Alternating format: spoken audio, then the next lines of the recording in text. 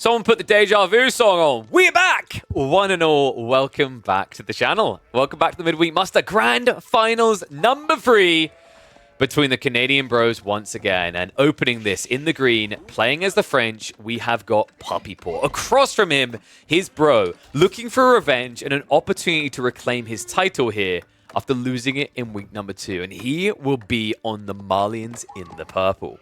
Map to open up is going to be Skarsgård, as always with week number 3. Our default map to kick this off, and 7 maps in total in this series means we might get a full roster of maps. In fact, last week, the definitive moment was actually in game 1, when the ball got dropped at the very last second in a game that looked like it was going to be a victory for one of the twins. That heavily impacted everything. It changed the flow and led to a quicker resolution of the series than expected. Let's see if they've learned from their mistakes. Let's see if they can get us 7 games, because statistically, on paper, these two are pretty much neck and neck. About 48% win rate, I believe it was, for Wham. So Puppy Paw with a slight edge there.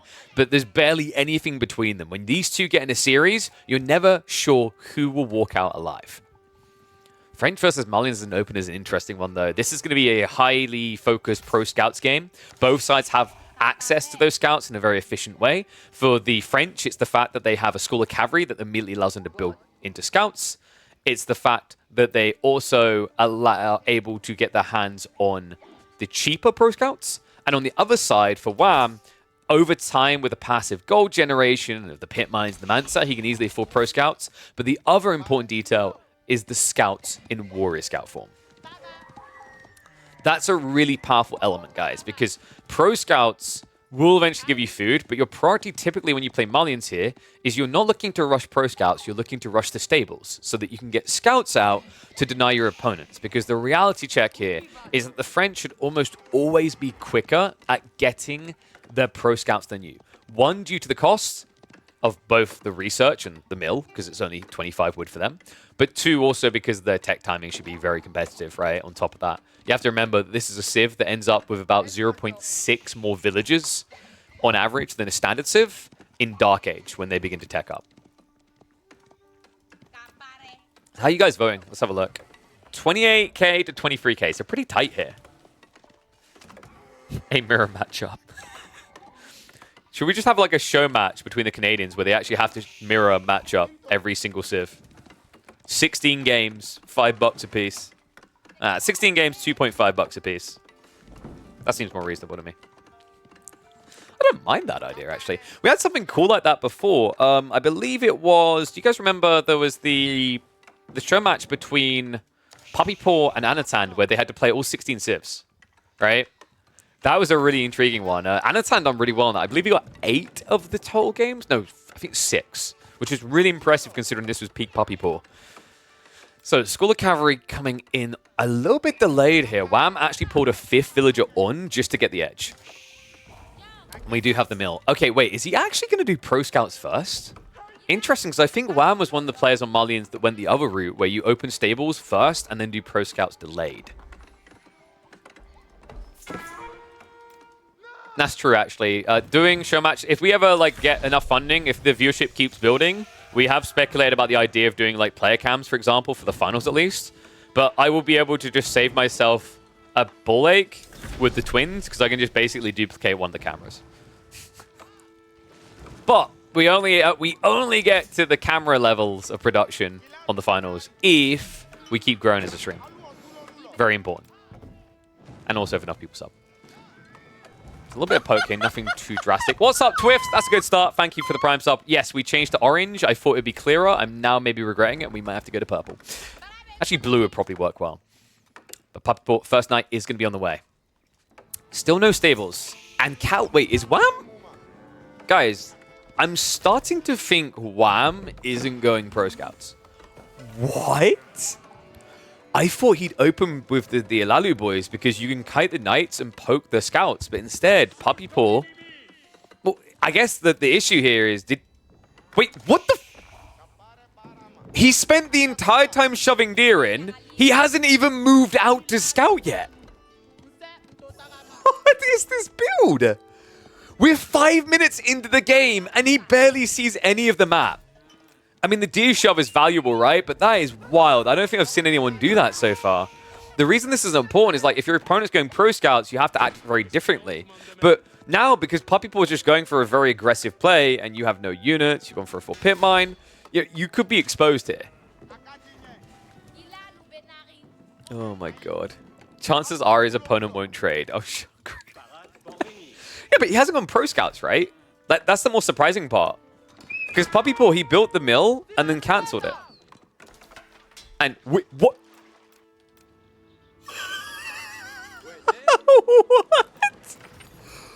For the first time ever on Scarguard, we have got water trade. Pre-10 minutes as well. First time ever, and it's in the early game. So 31 food, 31 wood. That's interesting that he chooses food over the gold, but kind of makes sense, right? Because he didn't go pro scouts. That's crazy. That's really cool as well, because obviously the French have that advantage of being able to toggle what they're going to grab. Very unique to them. And, I mean, does he know? He hasn't seen it. What? This is why scouting's important. Wham has got the Donzos building up. He has got his own wing conditioner trying to reach Castle Age in his eyes, but I have a feeling that Puppypaw could scale this into a very kill-oriented feudal age. Oh my god.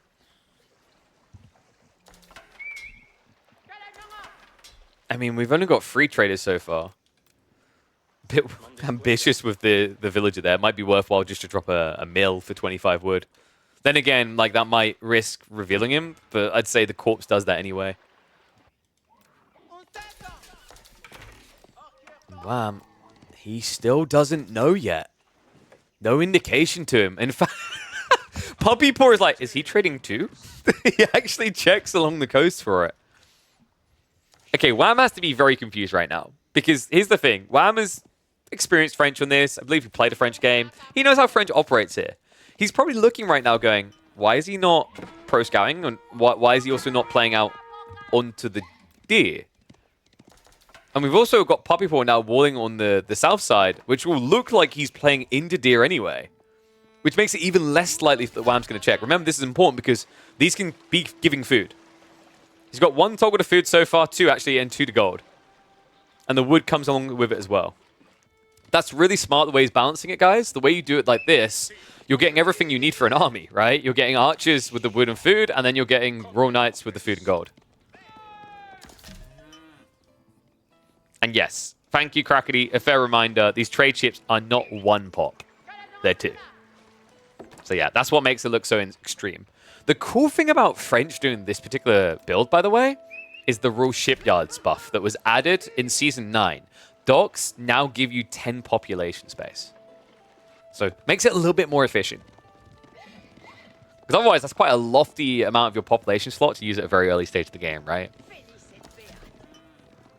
Oh, we have a cruise mode moment from Puppypaw. He's so close! He's so close! Are you freaking... He has come close 2 times now? This can't go on. I mean, his army is marching up, but if he knew, he'd just sit here and block it, right? And then force a terrible trade route on his brother. Steph right now, Puppypaw gets to have his cake and eat it. And the army is building fast. 5 knights, 12 archers, Wham prepping the javelin response here. Wolves going up behind, so you can safely keep gathering the gold. We did not have... Oh, wait. Pause that. We have a lot of ranchers coming. All right, Wham's timing isn't looking too bad here. The question mark is, has Puppypaw found his quick enough? It kind of feels like on this distance he needs a bit more time. He's up to 6 trade ships right now. Army size isn't too bad. Army value will be a lot better for him, but this isn't an army size that's going to break into the base. Wow, looking to get some more walls up here. So he's trying to just minimize the angles of approach. Although Puppypaw has found one right into the base. Triple Donzo to try and defend. Through the javelins, the initial brace, good enough to get the villagers away, but will cost him the spearman. And Puppypaw, did he not already get chivalry? Yeah, he did. So these boys are going to start healing. And the javelins are not poisoned. Yeah. I mean, it might be a bug, but you can't really call it an exploit when it's literally sitting in the UI.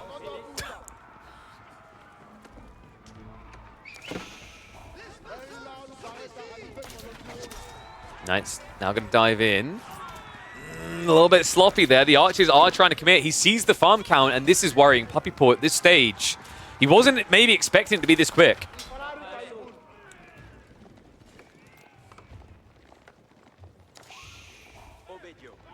Exploit is extreme. Bug is correct. I would not, like, you need to look up, like exploit within a gaming sphere. It's literally just sitting there on the UI. It's a giant cock-up on the dev side, but I wouldn't call this an exploit. If you had to, like, and then press X, Y, Y, Y, Y, X, and you had to overload the UI pressing X to force it, then yes, I'd agree it's an exploit.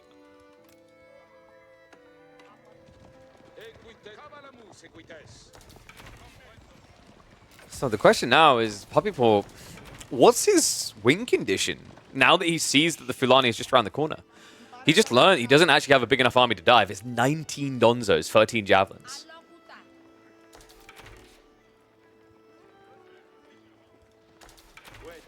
All right, we'll talk about this afterwards, Crackety. I'm not taking away from their glory, but there is a difference. And like I've said this before, right? There's a very obvious line between bugs and exploits in my eyes. And my take on this is like just freaking honestly just ban Malians if it's that big of a problem.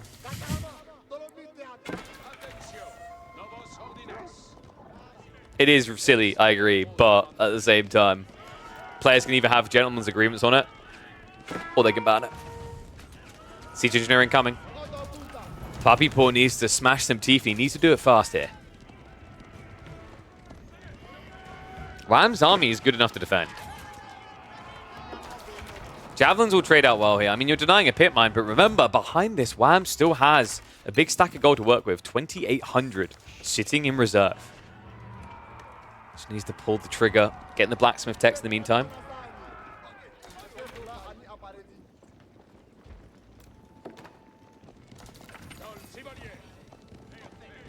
Puppy Paw, I think he's going to have to go Castle Age. I don't see any way he breaks the base like this. This is ridiculous.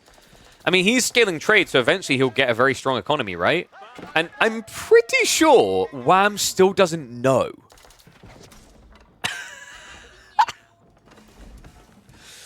And Grand Fulani now on the way. So Puppy Paw has got to be expecting this. He's going to have to look to buy up himself. He's got 12 knights to work with. It's not bad. The good news is his opponent should be rushing out of the base, right? Like, the reality check here is Wham knows he can't rush across map because if the knights just go into his base, it's going to kill a lot of economy, right? And he can bulk a second wave of troopers plus the archers to try and hold. So you're probably going to see Wham just hold back until he builds a few sofas. And even more so because, well, his brother should be weak as, right? Like, there's no way a normal French player will be able to be far enough ahead. You know he didn't go for 2 TC. Likely didn't. Doesn't know he went trade, though. Puppy Paw could extend the trade to an outer island. Would it add much, though, I'm wondering? Because you'd also have extra track time to go around the islands, right? So while you get more distance, you also get more distance you have to cover on top of it. It's not a direct line. So I'd be curious to that one, but I feel like you maybe... The extra distance wouldn't get enough resource to make it worthwhile. It's a good idea, though. Brought his suit now there. Puppy Paw. Not taking too long to catch up. This game.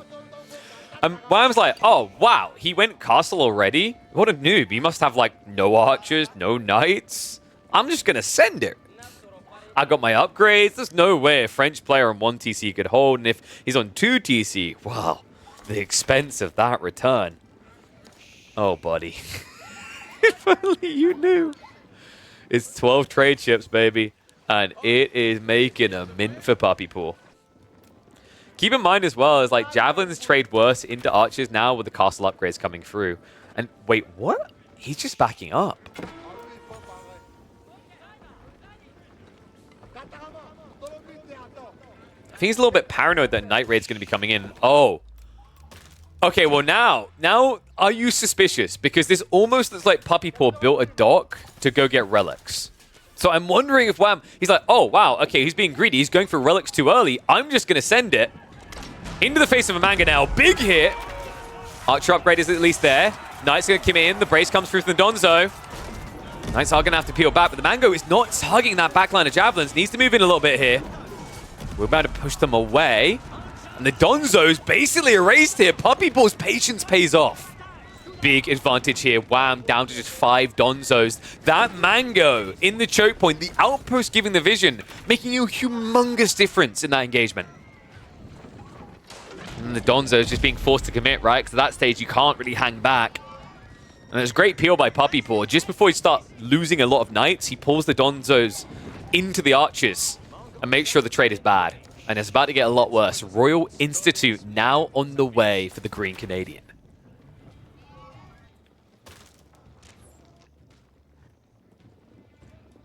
So, ironically, Wham is not the one trading in this game. Just hit me after 16 minutes of it. Kind of wish there was a third person in the lobby to tell you here. Galley is going to shuffle away before the Javelins can do anything about it. So map control looking good. Puppy Paw actually could go for the relics now.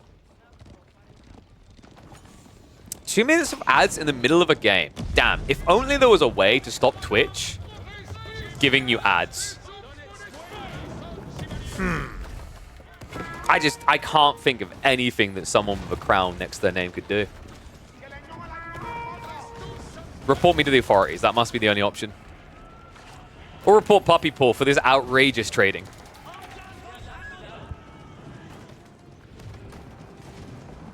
Hey, look.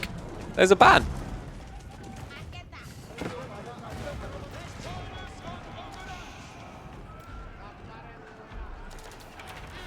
Oh, Wham. Gonna have a hard hold ahead of him. Double Mango, and he doesn't actually have an answer right now. Mangoes usually look kind of memey, but I've got to give it to him. I think the Canadians in particular have been looking really solid in the way they've been utilizing these. Had that incredible game between Puppy Paw and Dumu on Cliffside yesterday is a pristine example. And ironically, this man's at it again. These two historically hating Siege. Always acting like it's a necessity.